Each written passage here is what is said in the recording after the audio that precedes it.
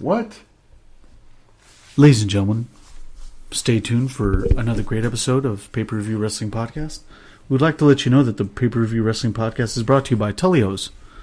Tullios, make sure to get a nice big bowl of Tullios, and make sure to use promo code SHOWED for 2% off your whole total purchase. Just 2? Just 2% off. We can't. And then they're really shafting us here at the Wrestling Observatory.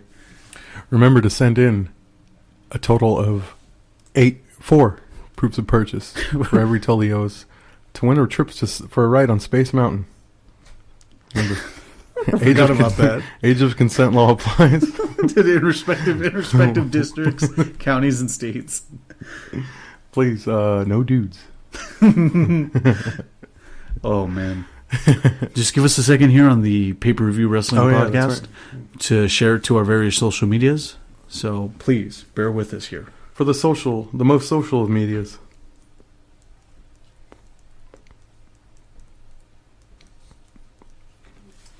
Silence your shit. And please, silence your phones and don't add a soundtrack to the podcast.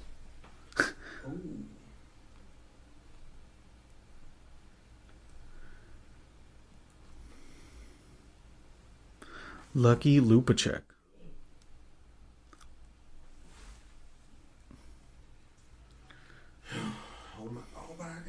Back at.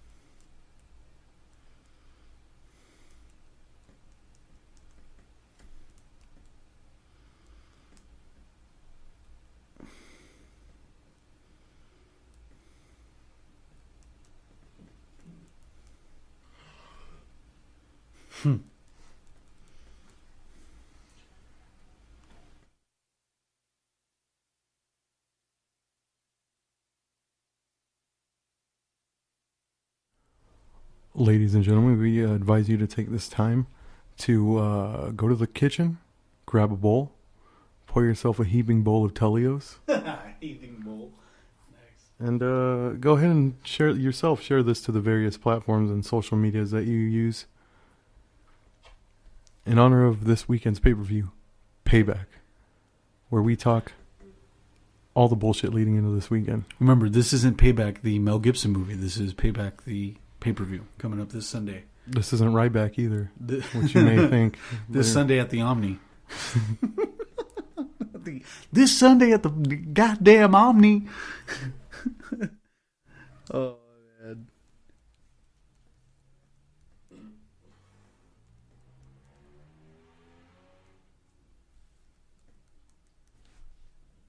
So, strap yourself into your shitty hatchback, head to the store, pick up a box of Tullios. Just like our friend did.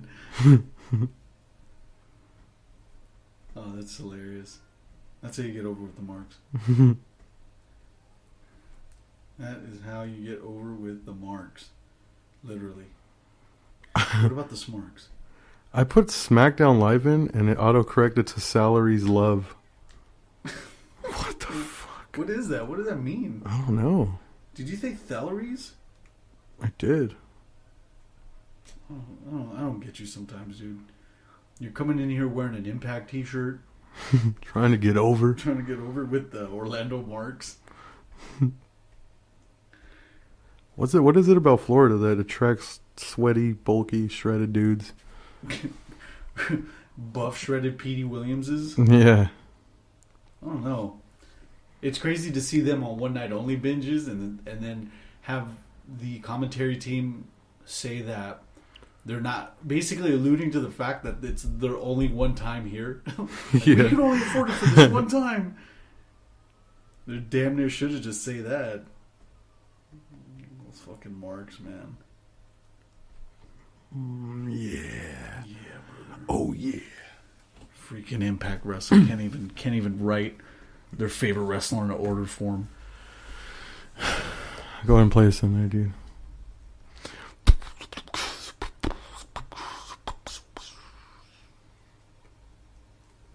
All right, let me get this music underway.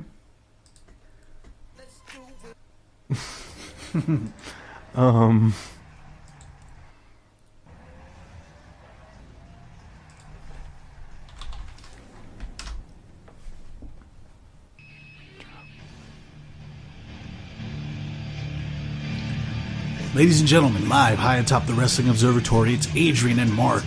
A Smark and a Mark, high atop the Wrestling Observatory. We got to thank you guys for tuning in. Let the pyro hit, brother.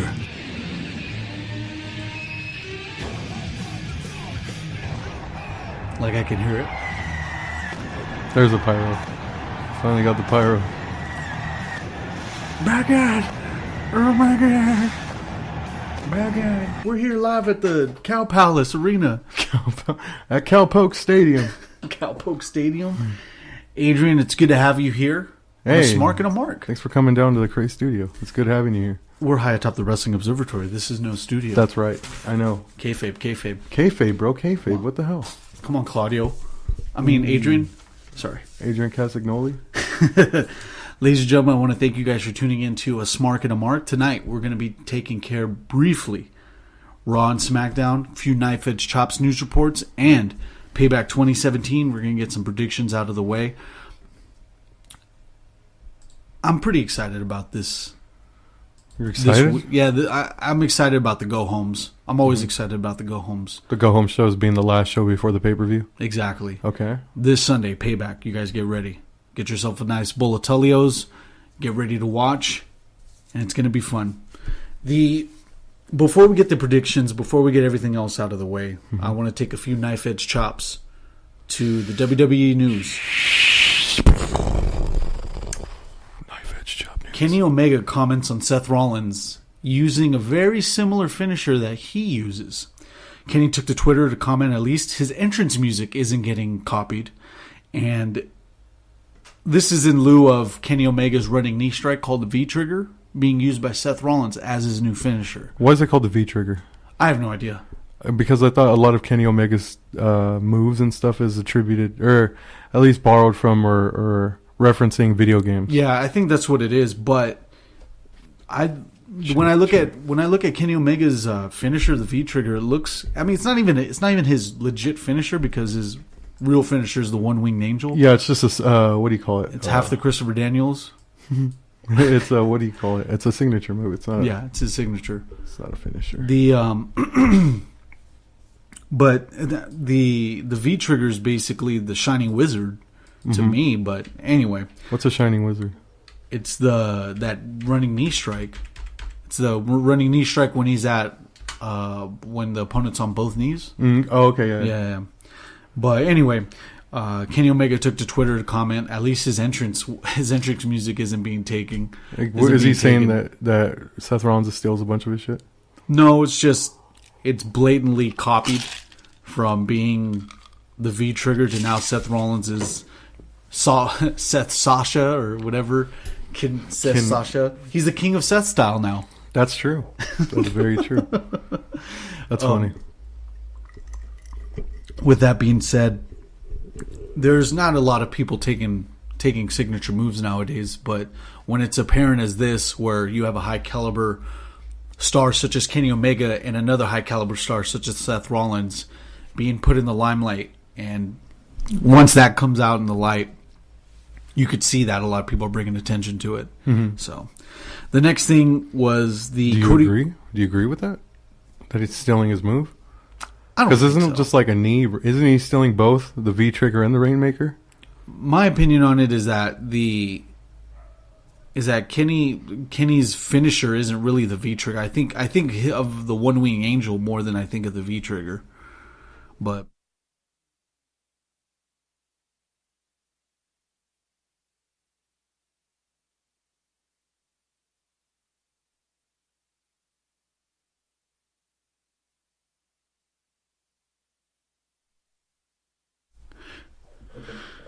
Now, what were you saying? we have Right here. We have a comment here on the comments. V trigger is the vagina trigger. Nice. Pretty much. So the next knife edge chop that I wanted to do, we got a couple knife edge chops left. Knife edge chop news. While Cody Rhodes was still contracted with the WWE, WWE Creative had the idea to do a Cody Rhodes Stardust brand split idea, where Cody Rhodes would be on one side and Stardust would be on the other. It seems that to Cody that the idea would have worked well with him, and he actually semi-approved it. He didn't say no to it. Mm-hmm. They were going to go with it, and he pretty much was all for it. To me, that's still being creative. I like how you could still kind of keep that idea, have these two characters be separate. Because Cody wanted to be Cody the whole time. Yeah, but Stardust was killing him inside, wasn't it? To have him do that? Yeah. He was not liking that at all. He was, what the quote was, he was making chicken salad out of chicken shit. Yeah. It's painful. I was actually watching stuff on the network today, and it had a lot of Stardust in it. You didn't like the cat screams? Oh my God. Like, I supported him when it was going on because it's like, you got to make chicken salad out of chicken shit. Yeah. But going back and watching it, it's fucking, it's horrible. Yeah. I don't like it. Next knife edge chop that we have with knife edge chop news. Woo! Six Ad World. Eva Marie is reportedly done with WWE. Who? Eva Marie? Who? Bunch of owls around here. Next news. Next thanks for no thanks to Impact. There's a lot of owls here. After she's done with Total Divas, she's pretty much wrapping up with WWE. She was hot. That's pretty much all she had. Terrible. This and Eve and Emily's pisses me off. Both of those happenings. Yeah. Just hot chicks being hot chicks. Nothing to do with wrestling. Nothing to do with talent. Gotta thank John Laurinaitis, brother. Bringing in all the babes. Ridiculous. Thanks, Johnny Ace. Vince McMahon biopic is currently in production with TriStar. Vin Diesel? Biopic? Vince McMahon. Oh, Vince McMahon. And reportedly, the person to play the young, old, and current Vince is going to be none other than Vince McMahon. Assuming his ego plays in full force. Is this a kayfabe news, knife edge chop news? No, this is complete real news. But Vince McMahon biopic is currently rumored to be in production with TriStar. I don't know who's going to play a young Vince, and I know that old Vince is only going to be played by an old Vince. Yeah. That's how Vince does. Yeah. The next... What if it's Shane playing young Vince? God. That'd be funny. Like for the 20 minutes of the climax of the movie after the Attitude Era is done. Crazy Steve from TNA.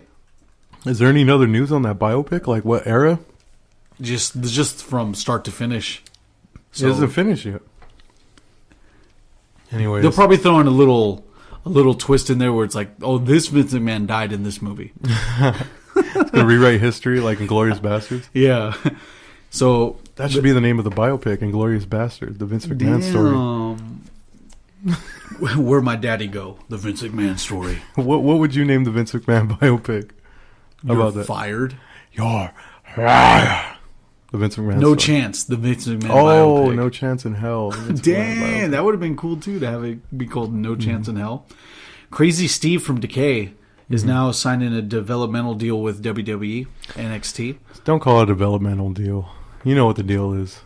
Semi-pro. He's going to the minors, brother. There you go. NXT. He was... I don't watch a lot of Impact, but that guy seems like he had something. Decay as a three-person faction was really cool. Yeah. What was the girl's name in there? She needs to come over. Was it Rosemary? Yeah, I believe so. That's what it was. Rosemary. She's decaying, brother. She's decaying, dude. So, no Abyss. We're not going to get Abyss? Oh, because I know. There has been in the rumor mill for like a decade plus that, hey, when's WWE going to get Abyss once Kane's done? What are you guys doing, man? You guys are missing an opportunity. Mankind, Kane have a baby, births out Abyss. And then Mark Henry gives birth to a hand. Abyss could be gender fluid Sister Abigail. Gender neutral Abigail. So damn, well, that guy seems cool. Like he seemed cool for what he was doing in Decay. Now he's not going to come over as Crazy Steve and as Decay, dude. Loco Esteban. Loco Esteban. WWE was just going to change his name and make him a Mexican decaying being named Loco Esteban. That's cool. I'm down with that though. No. So you want to go ahead and let's briefly touch on the key points of Monday Night Raw? Yeah, we're gonna go ahead and move on to that. Knife Edge Chop news done. Yep.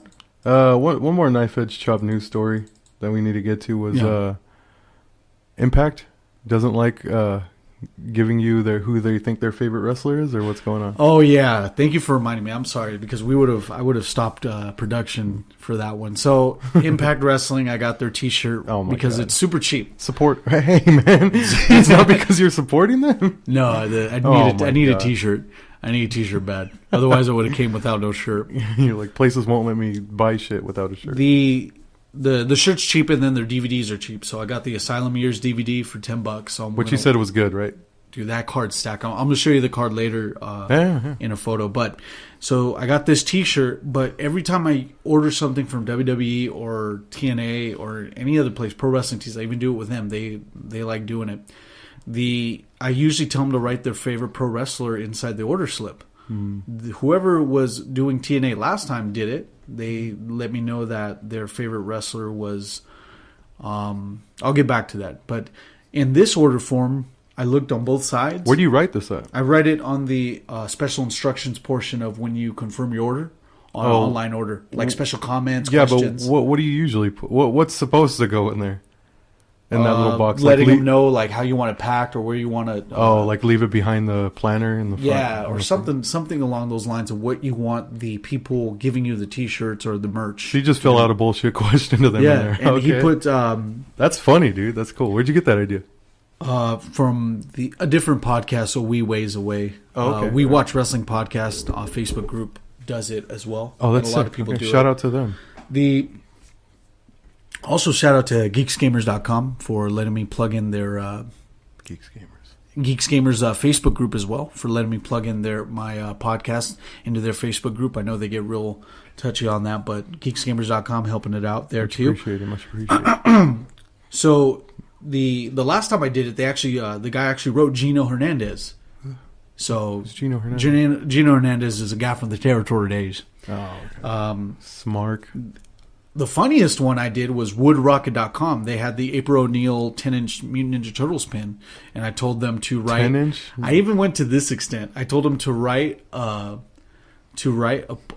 porn parody based wrestler and who's your favorite. Oh my god. They came back with a photo and a note that said "Cuckold Beware." Oh my god. Dude, I was so over on Woodrocket. I was like, thank you for the pin. Thank you for going that far. That's hilarious. Pro Wrestling Tees writes you a big note. Yeah? They did that to me, and Homeboy just wrote a big old note. Oh, that's cool as hell, man. I like that. So, see what happens, man. Even do Pizza Hut. Pizza Hut didn't let me write. You get to write who's your favorite wrestler on top of the pizza box.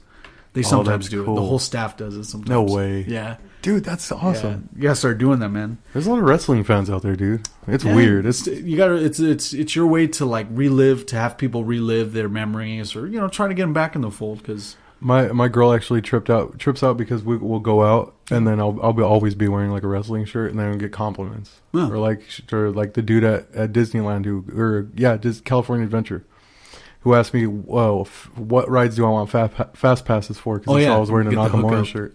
Same thing happened to me, man. She always trips out because, and I tell her all the time, dude, there's wrestling fans everywhere. Like, yeah, we're just like hiding in fallout shelters sometimes. Yeah.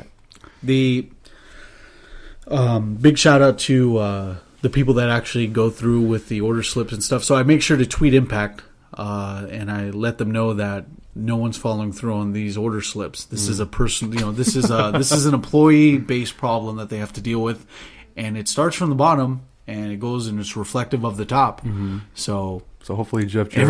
Everyone's fucking up from the bottom to the top. They're making an impact, all right, and it's a negative one. Yeah. So I wanted to get those out of the way with Knife Edge Chop News. Knife Edge Chop News in the six-ad wrestling world. So Raw happened this Monday. Yeah, basically. Raw happened. What do you think? What happened? There was botched Dana Noku driver. Oh my god! I showed you that. Like we had to watch it a million times. Dana was facing. She was facing with Emma on the side. No, she was facing Alicia Fox. Yeah, she was facing Alicia Fox with Emma alongside. Well, Emma walked out in the middle of the match, and she she botched her finisher. Wow, which her finisher takes a lot of strength to do. So you could tell she was like petered out towards the end, where she was like shaking wobbly legs. Yeah, and she even did a deep breath before the Dana Noku driver, and she did it in 2 pieces. She leaned over, actually 3. She leaned over, dumped her. And then sat down. Yeah, it was like the laziest sequence of events. Alicia was on the her bottom hit after the impact. Yeah, I thought that was pretty hilarious. It was ridiculous. The other point I wanted to get to with was the dumpster match between Kalisto and Big Braun Strowman. You mean Drago Listo? Yeah, or he looked like Drago, dude. Tell me his new mask doesn't look like Drago. It looked like it. New mask, new song, new persona. Dark eyes. Same old luchador. What do you think about Kalisto's new? He has a new song, and I missed the lucha song. You missed the lucha song? Yeah, that's a good way. It was a good way for him to get over, and now that's gone. So yeah, but didn't Sin Cara take it? Sin Cara basically started using that more than him. Yeah. I think this is going into the whole idea that this is leading up for Kalisto to have his own little individual push, maybe perhaps in the 205 Live territory, but that'd be cool. That'd be good for him. So they have this dumpster match, and man, Kalisto makes Braun Strowman look good. Yeah, I like this whole sequence where you have Kalisto trying to chop the tree down, and Braun was trying to pass the idea that this was going to end quickly, and then abruptly it just happens. Yeah. Kalisto kicks Braun Strowman's legs, and he just sits into the dumpster. Braun pays it off well with the surprise look. Everyone gives a surprise look. The ref looks surprised, sells it. Everyone marks out real quick for Kalisto because it's the David and Goliath thing. And everyone enjoys that, no matter if you favor Braun right now because of his anti-Roman campaign, or if you favor Kalisto for being that little guy to get over on the big guys, you know. Which I was thinking that whole match, what is Kalisto going to get back body dropped into the dumpster? Is he going to get chokeslam into the dumpster? Then Braun ends up going in the dumpster. Imagine if Braun was able to give him a Hurricane Rana into the dumpster. The Bronican Rana. Bronican Rana? Yeah. Strowman Rana? Yeah. I want to see it. That'd be cool if he pulled it off. Well, you seen his drop kick? I've seen his kip ups. Yeah. Jeez. Yeah, but that's with help. Him and Cassius Ohno need to have a match now. Cassius Ohno is the fattest, most athletic guy I've ever seen. Yeah. That sort of... He did it on the latest NXT. Yeah. Where he does like a suicide dive through the ropes, but he touches the apron and does a fucking like... Oh, he does hand sprint out of the ring. Yeah. How the fuck do you do that? It's being that big. Oh no! Oh no! The real KO. I know. Were you doing Kurt Angle song? I did do it to Cassius Ohno's. Oh no! So we also have Roman Reigns is off TV, and that's respected because of the passing of Rosie. For those that don't know, Rosie, formerly from 3 Minute Warning, passed away a few days ago. How did he pass away? A heart attack. God damn, dude. 48 years old, 45, something around those lines. But still, Roman Reigns' older brother passed away, and so we had to take a break from that. Rest in peace, Matt Onoi. It's hard to say their last name. Onoi. I don't know how to say it. Yeah. But Rosie, rest in peace. Man, we're getting a lot of wrestlers passing away a lot quicker, man. It's just showing that we're getting a little older. Wrestlers it's a common theme. Common theme in wrestling is them dying early and frequently. So yeah, we're actually taking a break from people dying. So in succession, definitely. Yeah. They're still dying. Don't worry. They're still dying at a rapid rate. Just not as frequent as before. Like, who was the last person to die? Volkov, Nikolai Volkov. Oh yeah, he just died. See, hey, there's no steam being lost in Exactly. Vince Russell. The machine's going to keep on pumping them out, brother. That's the unfortunate thing. That's what performance-enhancing drugs and a litany of other issues that come along with wrestling. Mm-hmm. It's the stress of wrestling. It makes me wonder how time. It makes me wonder how the hell Sandman's still alive. Isn't he? I think Sandman's getting the souls of all the people that pass away. Is just living. Because if there's one person that I thought was going to go real young, I thought it was going to be Sandman. Like, I thought he was just going to go out in a blaze of glory. And Sabu. How the hell is Sabu still alive? The other point that I wanted to get with Monday Night Raw was this great opening promo with Alexa Bliss with Bayley for basically the last go home promo. Man, she could if you could take care of those what chants, you're in the money. Yeah. With the whole like the positive notion with us, like if you like Alexa Bliss, say what, and then everyone's just like what? Yeah, that exactly. That was good. That was good. It's hard because you either get involved with it negatively, like how I think Bayley's suckered into the what chance a few times, and a lot of people. But if you're able to swerve it, like Undertaker did, I remember he was like, if you say what, it's like say what if you like sleeping with your sister. And then everyone was like, what? And then it was just like, you just had that awkward moment. I remember Undertaker swerved him right. But, I mean, so to my point, it's like if you're able to do that right, more points to you. This right here was kind of a marker as far as progression goes. Yeah. Now, Alexa Bliss and Bayley, they've kind of shared the same sort of story. Like, they both got called up to the main roster. They're both multi-time women's champ. And then Alexa was doing her own thing in SmackDown. Yeah. Bayley's doing her own thing on Raw.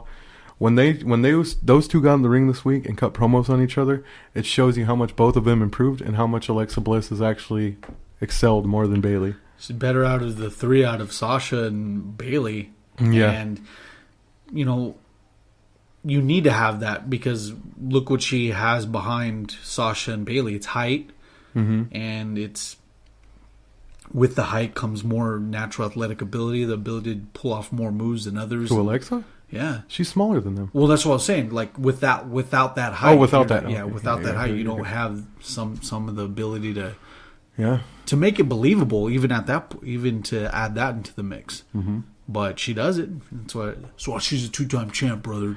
Don't ask about Naomi's entry. She was a two-time champ. We're in the middle of Raw right now. Yeah. I want to cut to a real quick knife edge chop news story. Yeah, go ahead. Can we do that? Of course. Knife edge chop news. Knife edge chop news. Six Ad World. Hashtag fire JBL took a nosedive this week with JBL now being the co-host of Talking Smack. Yeah. To which I had to show you. They introduced him as the new co-host of Talking Smack. Yeah. And then Renee Young actually said, "Are you ready to talk some smack?" To which JBL responded, "Yes, absolutely, that's what I do best," and does the most snarky smile right into the camera. What did you think about that? I've never been a fan of JBL as far as announcing goes. Even the only time I was really happy for him was Acolytes era. Yeah, he was part of the Acolytes with that was some of the best. Some of the best. One of the best tag teams of all time. Mm-hmm. One of the best gimmicks, tag team gimmicks of all time. And post gimmick, like that JBL gimmick itself is, it shouldn't have worked, but it got over and he got heat and he started rolling with it. The thing what we have now with JBL is that he's not a good announcer, never has been. There's Mauro Ranallo. That's subjective. Yeah, exactly. It's my opinion anyway. But the thing is Mauro Ranallo shows you what a good announcer looks like. He's experienced. He has more experience than the whole announce team combined. Yeah, exactly. He has more experience than any announcer that was more than Michael Cole too. And it showed because the guy was able to roll with punches, to even go even when he botches things, he still just makes it look good because he just doesn't admit or even no one even has room to capitalize on it because he's on to the next thing. He's just that damn good. Yeah.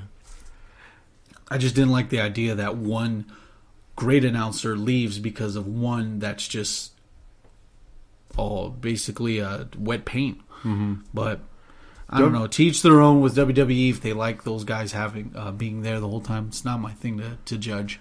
It is asinine to think that WWE does not pay attention to their fans. They know what's going on, and regardless of fan opinion, whether it be on the internet or voiced vocally, WWE doesn't give a shit. They're going to do what they want to do. So them putting JBL on Talking Smack and even giving him that platform is just like a big, like, just kicking sand in your face. Like, the WWE just telling you, we're going to do spiteful. It is. So that kind of caught me off guard, and him saying that the best thing he does is talk smack just confirms my suspicion that WWE is just going to do what they want to do. If it doesn't affect their bottom line, they're not going to change it up. Mm-hmm. And the Fire JBL hashtag has went to deaf ears. So we just move on. We just keep it trucking and hope JBL. Oh wait, he got caught with the stupid history tab on his Internet Explorer watching a nude Czechoslovakian weightlifter or something like that. And he still didn't get fired. I like his stuff. We're on like strike 4 with this guy. Knife Edge News. Knife Edge News in this 6-ad wrestling world, high atop the Wrestling Observatory, San Bernardino, California. So back to Raw. What was next? We had the women's thing. Oh, the dumpster match. Yeah, it ends with Kalisto getting Strowman into the dumpster. Strowman, he won the match. Gets his heat back too. He beats him up, throws him in the dumpster, puts the dumpster on top of the stage, and throws it off. Oh my God! A 3 feet drop onto a padded mat. Pads. Yeah, he had the courtesy enough to strap it in. That's true.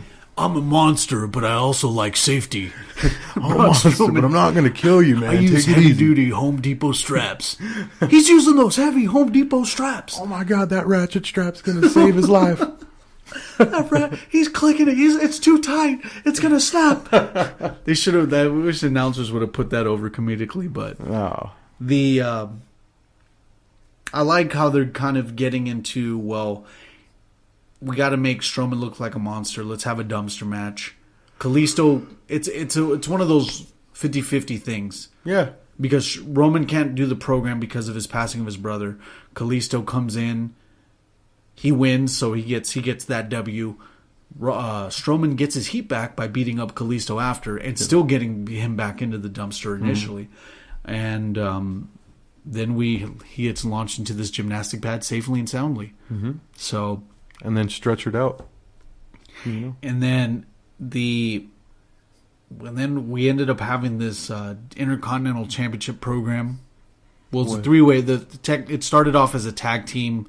Initially started as a tag team match. Oh, the main event? Yeah. But before the main event, we had Matt Hardy versus... That's what it was. Sheamus. Yeah, Matt Hardy. Because Jeff was the previous week. Last week it was Jeff versus Cesaro. This week was Matt versus Sheamus. Some pretty good spots in this match. What was it called? Where it's basically like a rock bottom on the apron. That was brutal. It's not the STO. No, it's Matt calls it something else. I forget what it's called. The bookend. The bookend. the broken bottom, rock bottom. I know, the broken bottom. So there was some pretty good spots in that match, and then Matt ended up winning, which he hit the twist of fate on Sheamus, and Sheamus sold it like $1 million. Last week, Jeff hit the same move, the twist of fate on Cesaro, and Cesaro took it like a stunner. Cesaro just leaned over and then whipped back, whereas Sheamus flattened out like it was an RKO or something. That's cool. It was good. It's hard to sell like $1 million sometimes, especially when you work a program with some guy at spur of the moment. I mean, they barely had him in April, so they're not a lot of chance to work with the guy. It's still April. I know. You made it sound like we still got time. It's crazy to imagine that these guys are in the mix and both of them get over on the tag team on the former tag team champs Cesaro and Sheamus, and it still looks like leading up to Payback that, and we'll get into a little later, that it's kind of hard to see them jobbing out to Sheamus and Cesaro with all the Hardy momentum, boys? Yeah, with all the momentum the Hardy Boys are getting. So it goes to what I'm going to say now is that it looks like these guys are getting the shaft. The Hardy Boys? No, Sheamus and Cesaro. Sheamus and Cesaro. They've jobbed out to the Hardys because they had to. I mean, you think about the momentum that they've had. They lost the titles to the club. Yeah. Yeah. So we're getting a whole lot. We're getting a whole lot of shafting here from Sheamus and Cesaro. But the good thing about those two guys is that they're dependable. And as much as I don't like Sheamus, I love Sheamus. I know seeing that he works hard. Yeah. And he works through pain. He still looks the same. From when he debuted, as far as physique, he hasn't let up on that. Yeah, I've seen a lot of people he's in shape still. Let go of that. I never liked Sheamus until this new sort of reincarnation of him with the mohawk and the beard.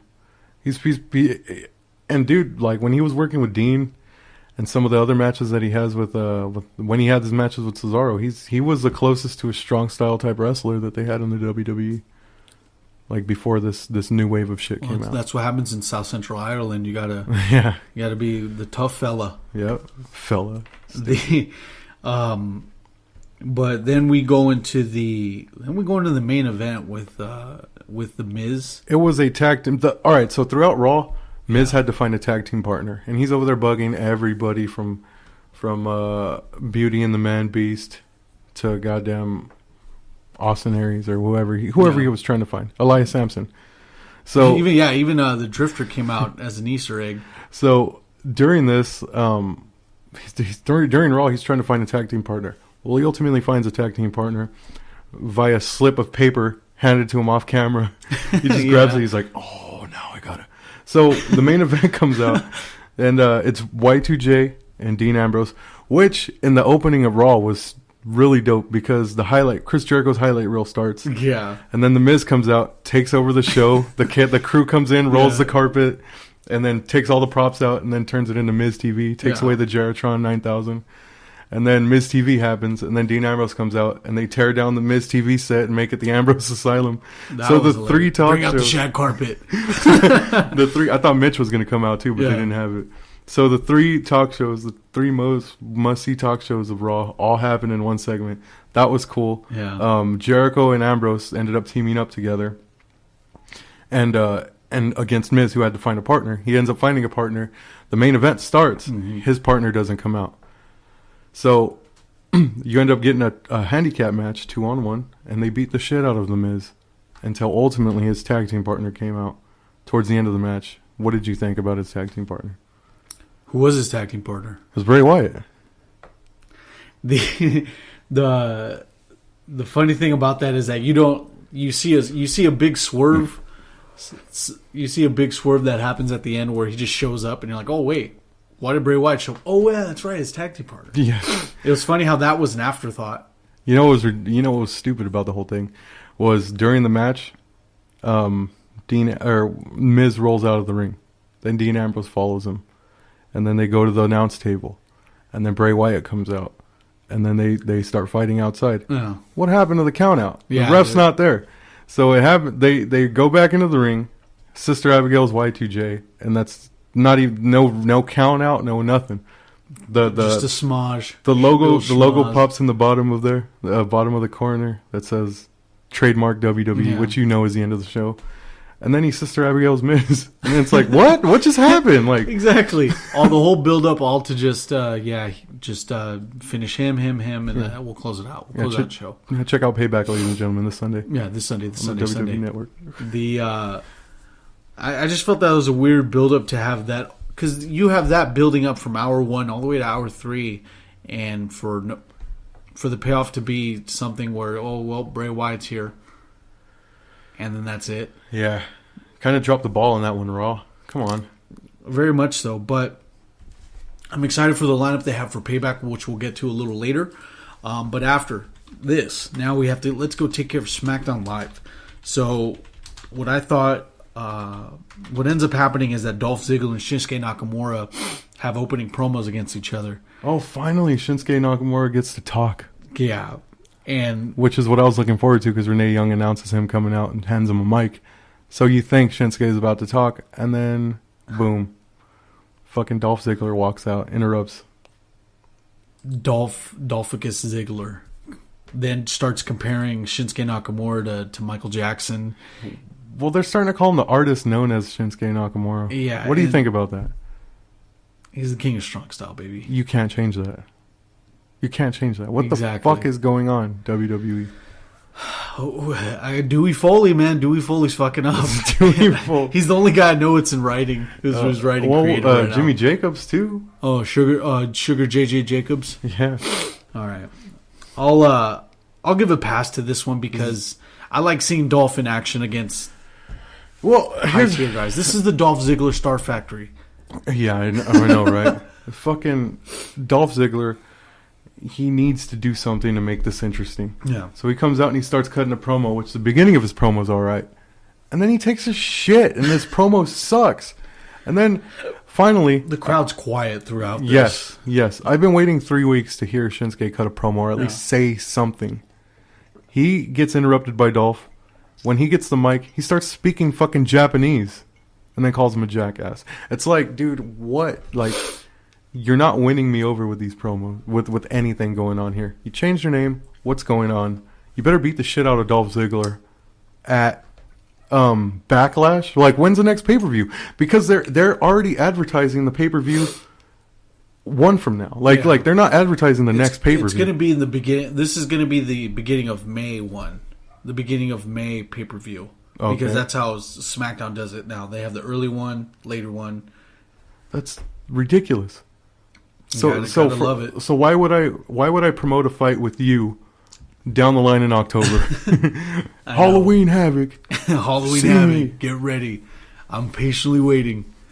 The Dolph then gives Shinsuke a cheap shot and tries to set up for the super kick. Shinsuke then reverses it into a reverse exploder suplex, which is awesome. That looked cool, and then was able to get the Kinshasa out, be able to work that in there, brother. But no, he didn't get that, and basically we're gonna be waiting for that payoff to where we see Dolph Ziggler get hit with that finisher, brother. Yeah, that good old finisher.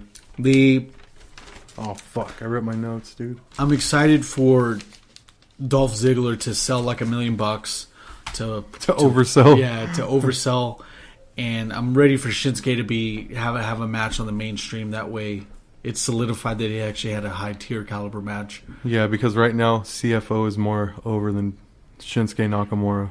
CFO's putting Shinsuke over hard. CFO's helped out Bobby Roode. The dude that made the music. He's helped out No Way Jose. Did you know Bobby Roode's theme was supposed to be Shinsuke's theme? Really? Yeah. I didn't know that. Yeah. Really? Mm-hmm. So even with the Glorious thing too? Everything. The Glorious Shinsuke Nakamura, huh? Yeah. I viewed that upon my wrestling observatory. Then who was supposed to do, what was Shinsuke's originally? I mean, what was supposed to be the Glorious? Well, no, I'm saying then who was going to get Shinsuke's? Well, they made Shinsuke's because he didn't get the Glorious gimmick after all. I want the violins. I want the violin.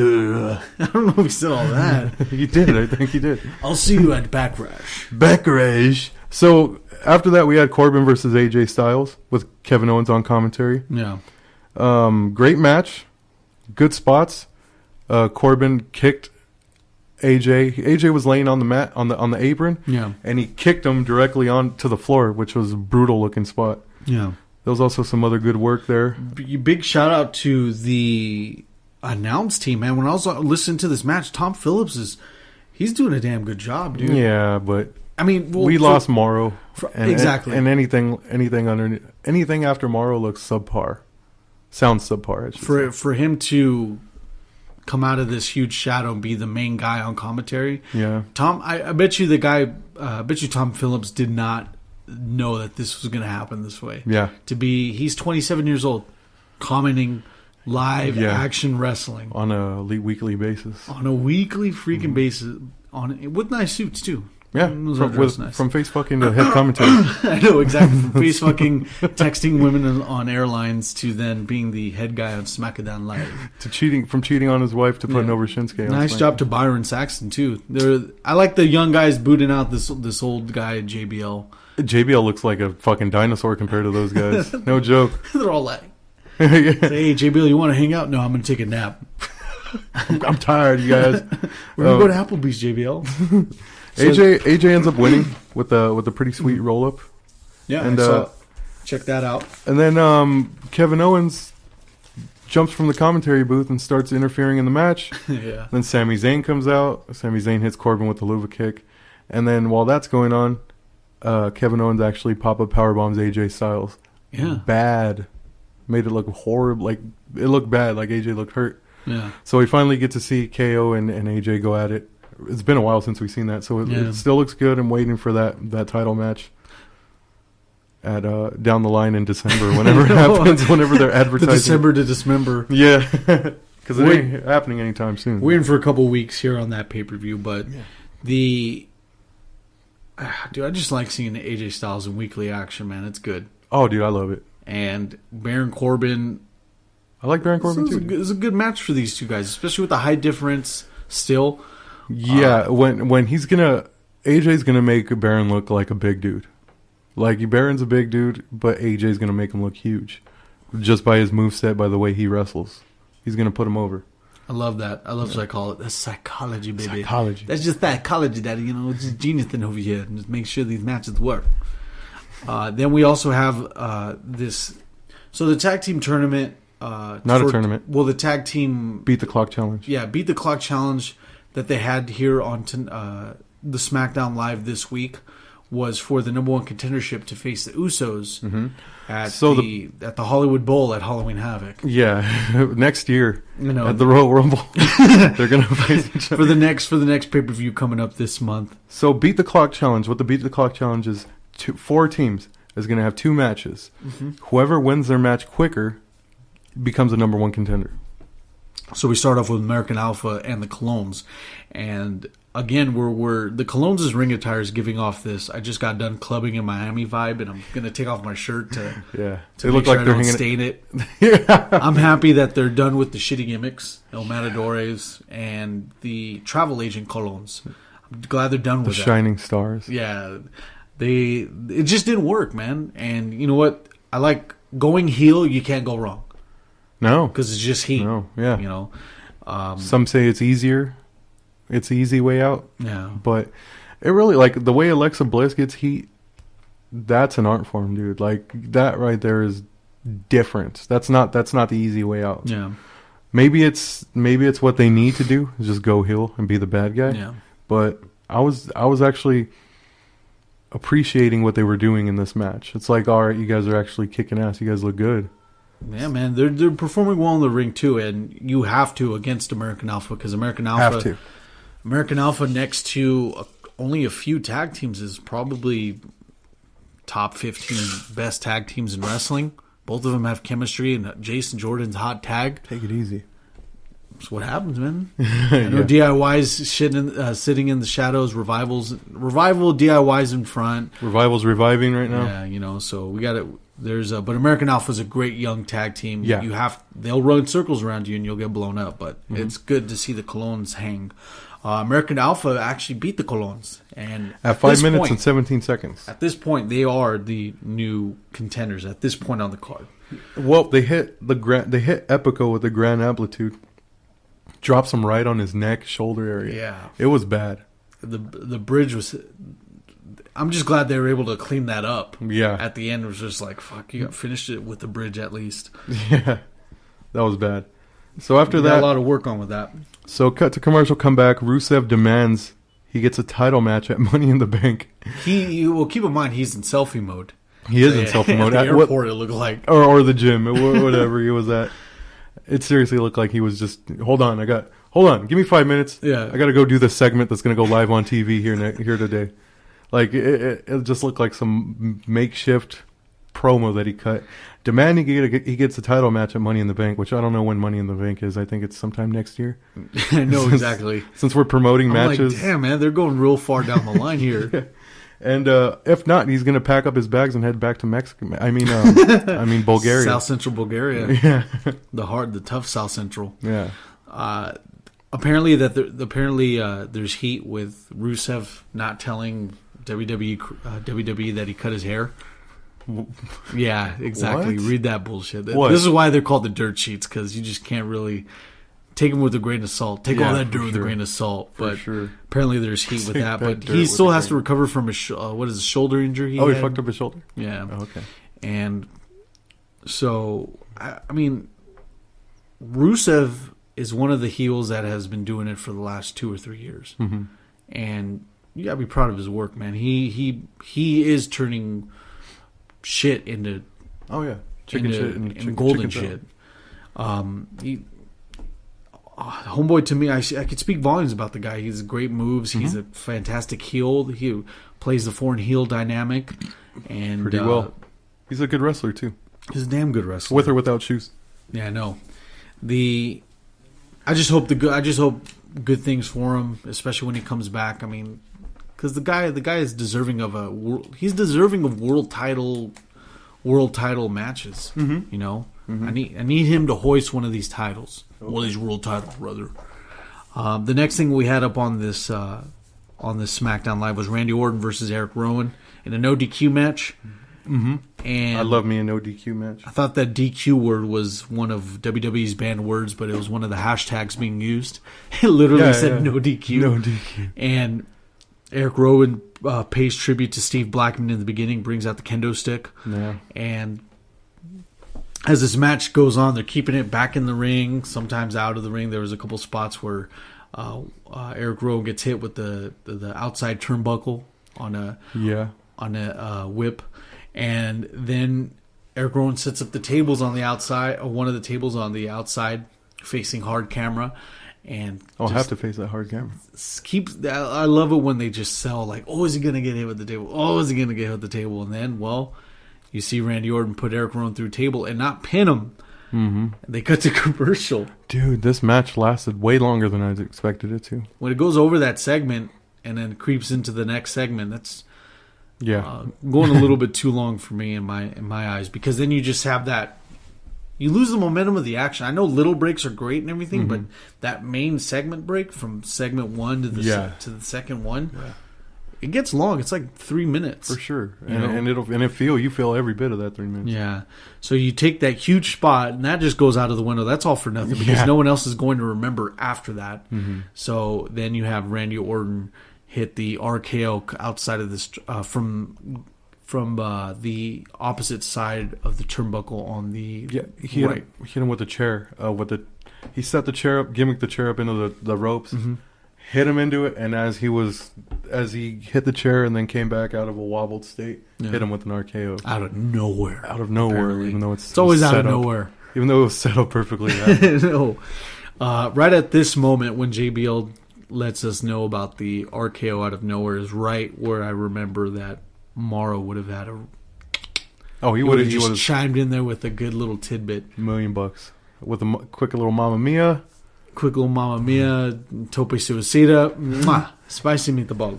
Miss you, Morrow. After the victory, the craziest heel to come out of this last 2 weeks. Don't hinder on gender. Jinder Bender Mahal? Big Jinder Mahal mm-hmm. comes out with his cell phone kiosk helpers. The Bollywood boys, man, they look like cell phone managers, man. They look like cell phone kiosk managers. That's a perfect description. They look like they run a Metro PCS inside in LA. They look like they're out in Vegas, man, strutting it out. Yeah, Vegas. There you go. But these, I mean, nonetheless, being heels in suits, you guys they always look like $1 million. Mm-hmm. And Jinder Mahal just goes and beat him on Randy Orton. Yeah. And did you assume my Jinder Mahal? Did you just assume? No, exactly. Jinder Mahal comes out after Randy comments on the House of Horrors match, and then Jinder totally buries it. Yeah. And he says, like, you're gonna have to worry about something else after that House of Horrors match, something worse. Mm-hmm. And I'm like, well, damn, no one likes this match at all. Like, they Mm-hmm. don't. It was for the title at one point. Then the draft split. Then the split happened, and now it's not for the title anymore with Bray and Randy. And now Jinder Mahal just takes a total dump on it. And now I'm even hearing that the House of Horrors match is going to be via satellite, and then they're going to basically run into the ring at the end of it, kind of like how the Miz and Dolph Colonel did those matches from KFC, and then they come back outside matches, exactly in that fashion. Basically, some Roddy Piper versus Goldust type shit. Right? Yeah, to where the finish shows up in somewhere similar to the arena, and then they come out. So Jinder buries the House of Horrors match. That was cool. And Good on him. I know exactly. And then all you hear is just groaning and booing, and then you just hear all that heat. Dude, I love it, dude. Like, I know a lot of people frowned on Jinder Mahal getting a lot of attention with Gronk at Mania, with the Andre the Giant Memorial Battle Royal. With the steroid accusations? With the steroid accusations, even though it looks like he's eating clean. No, it looks like he's eating clean steroid meat. I know. I don't know if you pay attention to MMA so much, but Alistair Overeem, do you know who that is? Yes. Alistair basically, looks like a Sasquatch himself. He's huge. Yeah. That guy's huge. He said, people were accusing him of steroid use. He said, no, I'm just eating horse meat. So, what the fuck does that mean? Just eating horse meat? So that became a meme in the MMA community where people are like, he's not on steroids, he's just eating horse meat. So horse meat Mahal comes out. Yeah, exactly. So that'll be a reference for you, so you know what I'm talking about when I said that he's steady on the horse meat diet. Yeah. That's what it looks like, Jinder The Mahal. classic foreign heel heat, this kind hasn't been used since Rusev in the U.S. title. No, I'm talking about Middle Eastern. Oh, okay. Despite the fact that Jinder Mahal's Indian and but Muhammad Hassan, I'm going back to Muhammad Hassan. Yes. Oh, okay. Talking about MVP? No, this kind of heat, this Middle Eastern, let me associate you wearing a turban, an actual turban, as just being Muslim and all that. Just this Middle Eastern heat. Ignorant Americans, they all assume everybody's.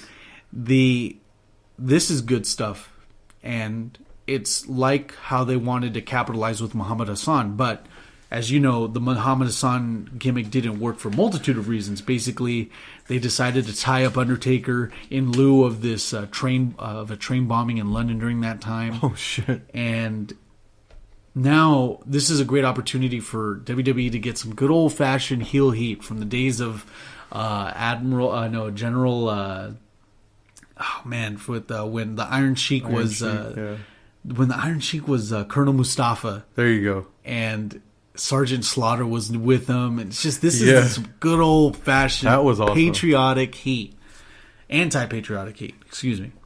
So the foreign heel heat is something I love, and to have the Singh brothers, the former Bollywood boys, the Singh brothers, it's just good. I want to see them actually come out with this Indian stable of just you think they're going to come out with noir drenched cell phone Indian dealers? Boys, you know what I'm saying? It's just like these guys look like it, man. They all look like handsome Indian men, and they can actually pull it off. And I've heard mumblings that they've actually have this guy in NXT who's Indian as well, and the Bollywood boys, now the Singh brothers, actually come out with him during this entrance. So all right, I guess let's run it. And it's all because we're going into the Indian market. We have this Indian VP that was recently elected in WWE. Now, surprisingly, I guess there's a big Indian market for certain either certain subscriptions of WWE Network but basically there's a lot of buzz there for wrestling. Isn't that what the third hour of Raw usually capitalizes on, is Indian and Asian markets? I think so. I wouldn't put it past them because having it for 3 hours is just extending it into their time zone. Great opportunity for Jinder Mahal. Great opportunity for having a different heel in general. Yeah. This guy's it's something different, something out of the mix. Do you think he's going to win the title?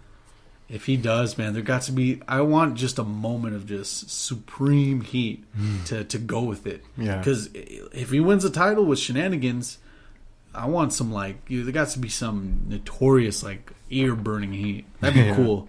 Because he deserves it. He deserves it, especially because his heat is just working on marks. I remember this recent Facebook group. This older woman goes on this rant. It's like, well, Jinder Mahal, if you don't like being here in America, just leave. And I just put being worked. I love it. I love this. I was like, it's the classic foreign heel dynamic, but it's great. It shows you that. Oh yeah, It shows you that it's all effective. alive and well, and it's effective. Well, we'll see if they're still getting that push by the time this match comes around in March 26th, 2018. The next match that we had here before the main event was Breezango versus the Ascension. Or as we're better known or familiar with is Chet Cheddarfield and Mr. McElroy versus the Surf Dudes with Attitudes from the old Southpaw Regional Wrestling from their old Southpaw days, and they still look young, man. Yeah, so the Surf Dudes with Attitudes, we all know that they're here to hang 10 and high five. They hung some 10s, they hide some 5s. Mm-hmm. They ultimately ended up losing to Chet Cheddarfield and Mr. McElroy. Yep. And less than 5 minutes and 17 seconds, which makes Breezango the new number 1 contenders for the Smackdown Live Tag Team Champions. Yes, sir. So that was cool. That they actually had a pretty cool match. But do you see Breezango beating the heel Sos or the Husos or the day one-ish Sos? The thing that I like about this is that Breezango is actually the number 1 contender. Total swerve. Yeah, and they look like they're face now. Yeah. So in this direction, these guys can get over. They can, especially because Fandango's funny on the mic. I hate his mic work. Him dissing John Cena with the jorts comment. Yeah, that's that was funny. It's just he's like wearing jorts in 2017's ticket. The fashion police handing out tickets. And Tyler Breeze is cool too. I mean, having him like the narcissistic thing can work being a good guy. It can. But Roy Team, nice. Nug said horse meat is a great source of Roy Team. I just don't think I think the Usos going to retain. They have to. I don't think they're going to go over. You know, they have to at least win a match whilst in this reign. Yeah. So I just hope for the best as far as a good guy Breezango situation that they have. So that's cool. That's cool. I can't wait to see that match in 2 years.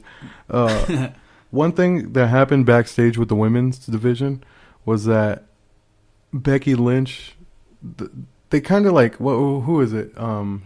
What's her name?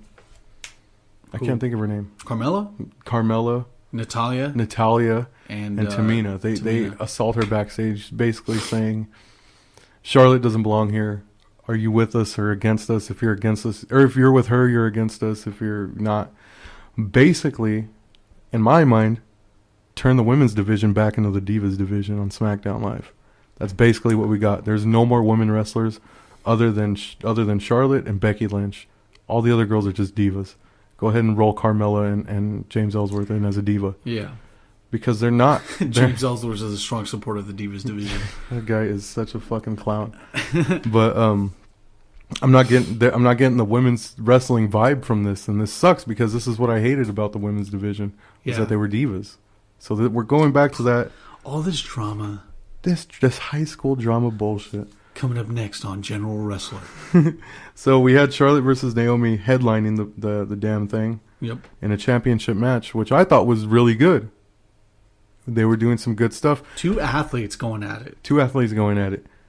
Wrestler and an athlete going at it. The only reason I say a wrestler versus an athlete is because Charlotte was heating up.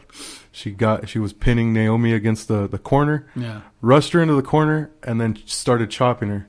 She chopped her and Naomi brought her hands up and blocked the chop. Yeah. And then she chopped her again and she brought her hands up again. So Charlotte hit her with 2 more chops trying to break through her guard, but Naomi kept putting her hands up. Oh, yeah. Pissed me off. If you can't take chops, you don't deserve to hold that belt, is all I'm saying. She hated taking chops. Did you notice that? I would imagine it sucks to take chops as a chick. But yeah, getting hit in the titties. Charlotte takes them though. Bailey takes it. Becky takes them. Mickie James takes them. It pissed me off to see Naomi. And she has a bodysuit on. It should be a lot more comforting. Yep. I don't know. It's one thing I can appreciate from WWE at this point is that they actually gave the belt to Naomi. I was still surprised at that. Yeah. 2-time champ at this point.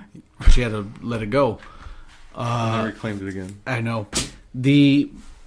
The whole idea with Charlotte and Naomi now is that with the heel faction that they have with SmackDown attacking Charlotte, there has to be a swerve coming with one of these ways, either with Charlotte or Naomi, if they keep going with the program like this. You don't think Asuka's going to show up and whip everyone's ass? I hope so.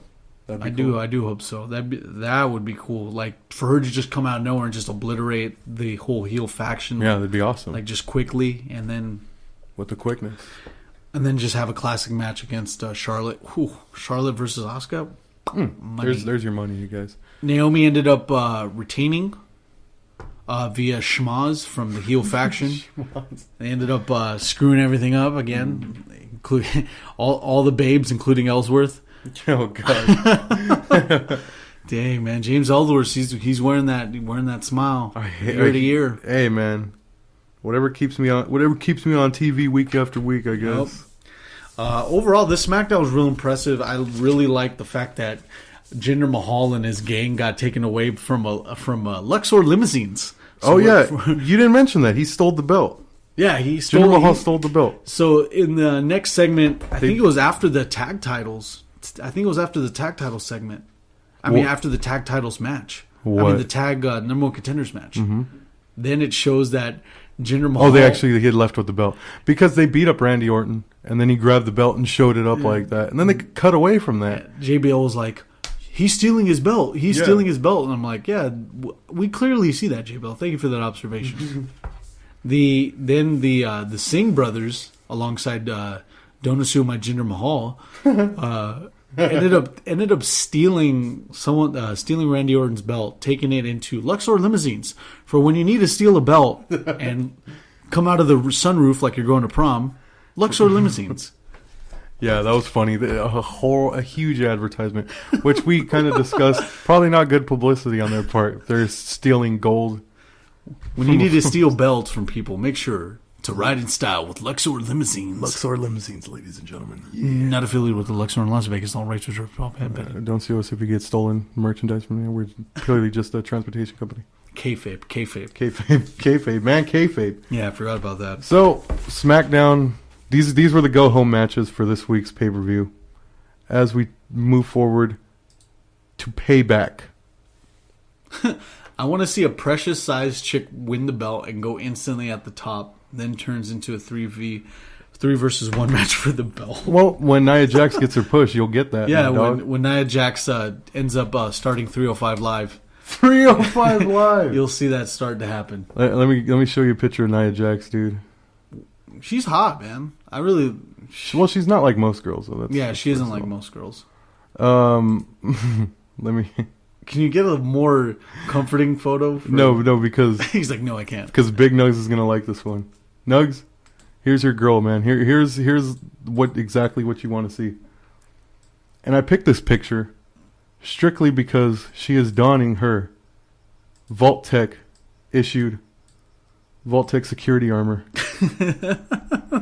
Is she going Super Saiyan after that? And that's a Dragon Ball Z attire right there. That right there, that is straight out of Namek.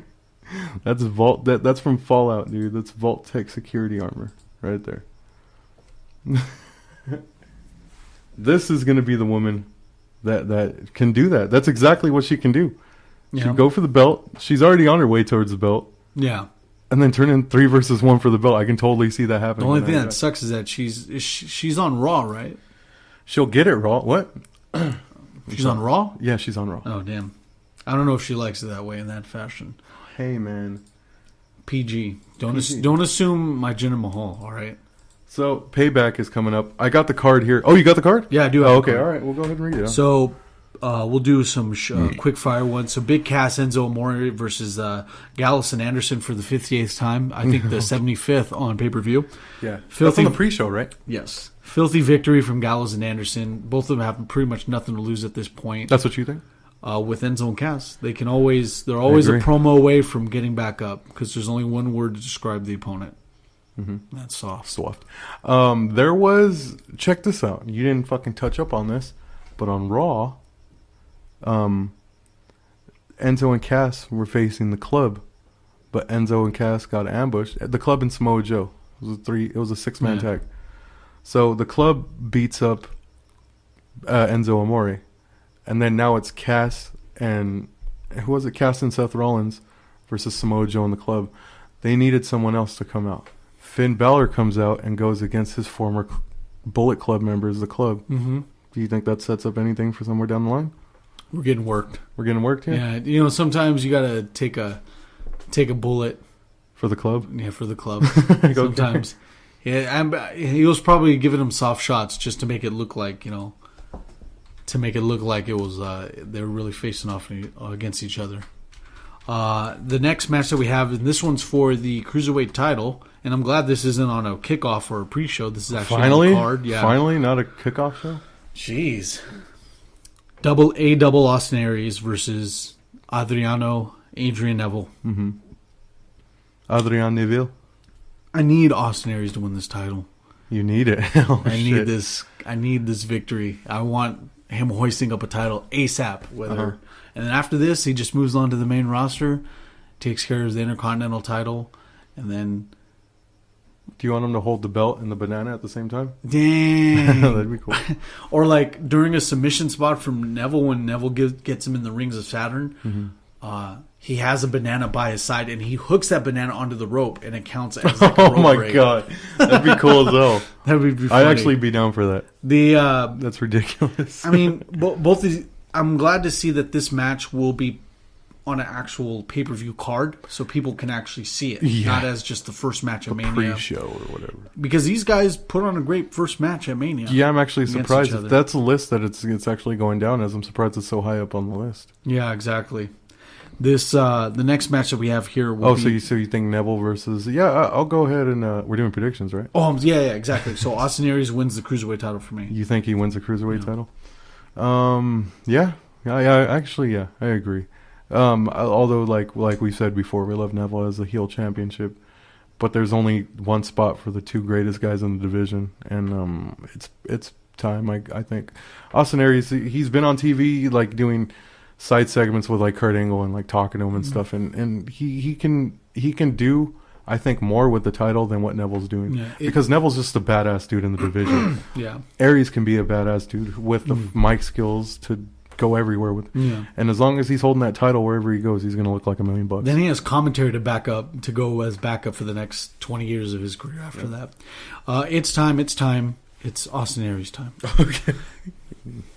An open challenge to any X division, former X division titles for the when for Kurt Hawkins. Kurt Hawkins called everyone out. We just went into that. Yeah, the Star Maker Hawkins, Star Factory Hawkins. The Hardys versus Cesaro and Sheamus. Yeah. Okay. Both of them put each other's over last week when they gave him. They both were giving each other handshakes. Yeah, which is getting a little too friendly with it, but whatever. Which signifies someone's going to turn, and it's either Cesaro. I think it's Cesaro. Cesaro and Sheamus are going to turn, and I have them winning it. Like over the Hardys? Yeah. Right. Because of the whole, so they're going to win it via shenanigans. Because someone's going to turn. It has to be. All right. Now, we here at the Paper Review spend frequent hours consistent hours, man hours, in the Wrestling Observatory. Mm-hmm. And what I've seen over this last week was one Dave Meltzer speaking on... the holiest of holies. The holiest of high holies. Said, yes, Lord Meltzer. Lord Meltzer said that they're coming to a close for the broken gimmick to actually come back over to the WWE, or to come over to the WWE. Mm-hmm. You know, of course, a well-respected, highly prolific company as Impact and Anthem. Wrestling, yeah. They're holding the rights to this character made by the very All wrestler. You have to do is edit a YouTube video's title, put trademark. Yeah. At the end of Broken Matt Hardy, and you're fixed. You know, bing! Yeah, that's right. So Matt Hardy right now, as far as we can tell, is regular Matt Hardy. Matt and Jeff Cured Hardy. of his condition. Yeah, cured of his condition. What's his name? The guy who does the Observer with... Oh, Brian Alvarez? Is it Brian Alvarez? Yeah, it is Brian Alvarez. He's part of the lower hill of that same observatory. Yeah, but he brings up some pretty good points. Yeah. He said if you follow the broken character, Matt Hardy was cured of his broken brilliance when he won the tag title. So for him to lose the tag title would mean that he would break again or be broken.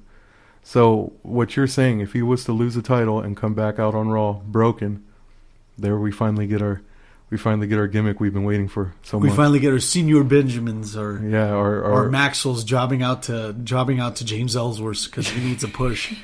and our Vanguard ones. Yeah, dude, I'm excited for Vanguard 1 because they know how to work a droid, a drone, and this is going to be cool because you don't have this isn't low tier production like Impact.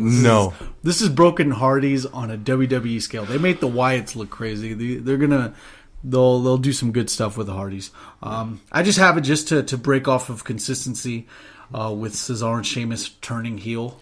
Well, if turning heel and they take the belts. If they do turn on each other and they break up the team, maybe call up another team, Sanity or something, Authors of Pain or DIY even, because the Revival being put on the shelf really fucks a lot of things up. So we either need something to change. We need a new tag team or something. And I'm saying this because this is probably an audible for the Revival being hurt. Yeah, more than likely. Yeah. So the Cesaro and Sheamus do it via shenanigans. What do you got? I see the Hardy Boys retaining. Yeah, they've beat them in singles matches the 2 weeks leading up to this pay-per-view, so it wouldn't blow my mind, or it wouldn't. It would keep up with the consistency of the angle for them to, of course, win in a tag team, match. They retain, in my opinion. Seth Rollins versus Samoa Joe. I'm excited to see this match because I need the dynamic of a strong, huge dude like Samoa Joe versus CrossFit Jesus Seth Rollins. Samoa Joe didn't... Skinny Elias Sampson, if you will. Oh yeah, skinny Elias Sampson. Jesus, fuck Elias Sampson for the record. That's always been. He just drifted into your heart. You're gonna work. He grifted into my heart. The grifter. He's just a fucking con artist. Grifter. Nice. Yeah, so that match, awesome. I love Seth Rollins I love Samoa Joe and Seth Rollins. So putting them together, you're gonna get that dope ass match we were supposed to have at Royal Rumble or whatever pay per view was supposed to be. I'm looking forward to it. You can't kill the momentum that Seth Rollins has right now. Yeah. He's kind of doing pretty well. But at the same time, you got to establish Samoa Joe. Maybe heel tactics will win Samoa Joe the match, get him over. Yeah, if Samoa Joe beats Seth Rollins clean, that sets Seth Rollins back a little bit. Yeah, a bit. I just. And it sucks because Seth is now he's in a rut right now because beating Triple H, that was great and everything, but when... What do you do after that? Yeah. When Triple H has the biggest entrance out of everyone, I remember Vince Russo said one time, he was all like, if Triple H was facing Jesus Christ, Triple H is going to have a bigger entrance than Jesus Christ would. Let's stick to the Payback theme. These look like the two most viable contenders for the Universal title. Seth Rollins and Samoa Joe, Joey Samoa. And to get Payback years down the line, I would see this match being interfered by Brock Lesnar. The fact that Seth Rollins stole his title at WrestleMania. Maybe he gets Payback at Payback. Oh, man. I didn't see that. Sets up an angle for either one of them. I'll just steal that and use that in my thing. Well, yeah. Hashtag craze for booking. No, dude, that's a good one, man. Let's do it. So in the aura of Payback, Brock Lesnar remembers. Brock never forgets. He doesn't, and he takes his vengeance from what happened at WrestleMania. Was WrestleMania 31? 31, yeah, I believe so. 31, and he's gonna go. Let's do this.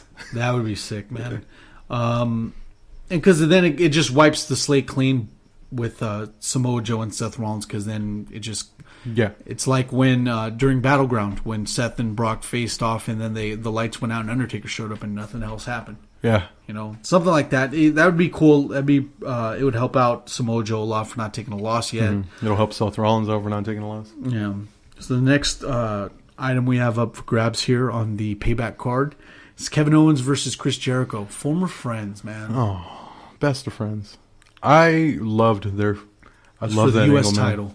I love that angle, man. The Jericho friendship was something near and dear. Jericho, one of the best to ever do it. KO, one of the hottest dudes out there. One of the hottest dudes I've ever laid eyes on. One of the hottest heels out right now. I love it. They did some pretty cool shit together, and they have really good ring chemistry too against each other. During their friendship, they actually blamed Roman Reigns. Yeah. At the same time, I was like, Ridiculous. Roman Reigns. And I thought that was good. When they would look like they were going to blame each other. Yeah. Who did this? Who fucked up? Roman. Yeah. I loved their match they had at WrestleMania, even though people said it was lame or slow or whatever. They had an awesome match. There was no negativity on my end with that one. That was great. That was a good damn match. There is a stipulation: whoever wins the belt's going to go over to SmackDown. Kevin Owens is already guaranteed to be at SmackDown. So if Jericho wins the belt, he goes to SmackDown. If Jericho loses, he stays on Raw. Now Jericho's already doing something with Dean Ambrose right now. They're kind of forming a tag team, which looks. Their chemistry's already. They buried the hatchet as far as Dean Ambrose ruining his $15,000 jacket. Yeah. And replacing it with a $25 jacket. Yeah. So he's already got that angle set up. So he can stay on Raw. He can go to SmackDown. What would you rather see him do? I want to see Kevin Owens go to SmackDown. I think. No, Kevin Owens is staying on SmackDown. Well, yeah. So, with Chris Jericho, the way we have it here is that he's with promos and everything, the showmanship. It's Monday Night Raw material. Yeah. Like Kevin Owens goes there. Kevin Owens needs to stay on SmackDown, but with the presence of everything, it's Y2J. That's all Monday Night Raw. Yeah, but Y2J has expressed how much he admires, and he's even worn his jacket on occasion on TV, Shinsuke Nakamura. So to get a program with Jericho and Nakamura would be awesome, because they're both. Jericho spent some time in Japan. He gets it. He knows wrestling, Japanese He's style. called out one of his dream matches would be With Nakamura? Well, there we go. He's name dropped him a few times. So hopefully we get that, because I think they wrestled at house shows. Could be wrong. But, yeah, that'd be awesome. Jericho, like you said, it is kind of tailored for Raw, because Raw is Jericho after all. At a house show a long time ago, I think a year and a half ago, they're kind of building up to this feud, because the last time I saw Kevin Owens and Chris Jericho face each other was in a steel cage match at a house show at the Citizens Bank a long time ago. That's right. This is all building up. It was a slow burn for this payoff. I know, right? That was crazy. My brother was at that show, and what happened was it was supposed to be Cena versus KO in the main event, but that happened right when Seth Rollins broke John Cena's nose, mashed it up and everything. First shoot. So my brother was at the house show where Jericho and KO were in a cage match. He said that because it was literally the day before, a couple days before that John Cena broke his nose. He was supposed to headline that house show. Mm-hmm. So my brother said that they actually came out and said, John Cena's injured. He's not going to be wrestling tonight. Everyone's like, oh, whatever, expressing their disgust for this. Yeah. So they said, for right now, you can go and refund your ticket. Go get your money back. Sorry about that, ladies and gentlemen. We didn't deliver what we promised. Yeah. And then Jericho comes out and then says that he's going to wrestle KO. Right? Is that how it happened? Mm-hmm. He's going to wrestle KO in a steel cage. So if you guys want to stay around for the main event. And then it got a huge pop from the audience, and everyone stayed, and they loved it. I marked out hard when I heard Kevin Owens' music when he was challenging him. I was like, "What the heck?" I was shocked. That's so awesome, dude. The next match that we have here is Bayley versus Alexa Bliss. Good match. I like seeing that. As we said, in my opinion, Alexa Bliss has excelled above Bayley, hands down. Yeah, big time. With the thing with Bayley is that she's at a point in her title reign where they need to change it up. They need to get someone else on that title quick, because it's been, when she won the title, it's like, well, she won on a Monday Night Raw, and now it's at a lull right now with her, because she doesn't do it. She doesn't do it for me. At least not now. Yeah, at least not now at this point. Yeah, it kind of, her winning the title kind of contributes to the idea that this women's division title for Raw is more of a hot potato tag title, hot potato title. Yeah. Which sucks. Come on, man. But in this instance, Bayley versus Alexa Bliss, I have Bayley winning and retaining the title. it's clear as day what they're going to do, especially because I see a program building with Sasha Banks and Bailey along the lines with the title. So yeah, that's true. That's more than likely what's going to happen. Alexa Bliss is brand new. I don't think they're going to give her that. They're going to do her that favor right away and give her the belt. Yeah, I guess I agree with you right there, Bailey. The next thing we have is Strowman versus Roman.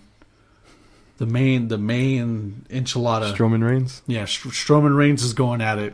This is right here. I don't know. This could be a quick match. Mm-hmm. This could be a really quick match because the kind of monster push they're giving. Yeah. They're giving Braun Strowman right now. Kind of seems like he's going to come out and smash him, but we've seen Roman Reigns overcome adversity and do his darnest to get the better of the match. But I don't know. As soon as Roman Reigns wins, Braun Strowman has to avenge by destroying either the ring, him, Roman Reigns, or someone. Mm-hmm. Someone's going to get it because Roman Reigns ain't going to lose to Braun Strowman clean. Mm-hmm. I don't see that happening at all. No. Roman Reigns is going to take the victory, but Braun Strowman's going to get his heat back hard. Yeah, and it's going to propel him because he does need to face Brock Lesnar down the line somewhere. He can't just be shunned out of the spotlight right away, especially with the way they've been building. Trying to be Brock Strowman. Brock Strowman, yeah.